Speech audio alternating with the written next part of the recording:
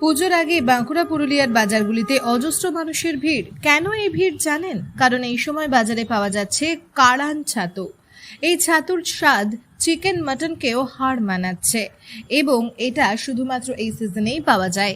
12 মাস এই ছাতু না পাওয়ার ফলে বিরাট চাহিদা রয়েছে মানুষের মধ্যে, তাই মাটনের চেয়েও জড়া দামে বিকোচ্ছে এই ছাতু। তবে এই কাড়ান ছাতু কোথায় পাওয়া যায় এবং কিভাবে পাওয়া যায় জানেন? এই ছাতুর কি উপকারিতা রয়েছে জানেন? চিকেন মটন থেকেও ছাতু, কেন না ছাতু সবসময় পাওয়া যায় না, যে ছাতু তো সবসময় পাওয়া যায় না, আর চিকেন মটন সবসময় অ্যাভেলেবেল। হ্যাঁ, বিশাল স্বাদ, এটা আমাদের কাছে বিশাল ব্যাপার। 1200 হলেও একবার খাবে।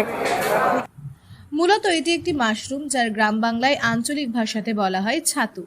এটা জঙ্গলের ঝোপঝাড়েই উৎপত্তি হয়। হালকা বৃষ্টি হলেই দেখা মেলে এই ছাতুর।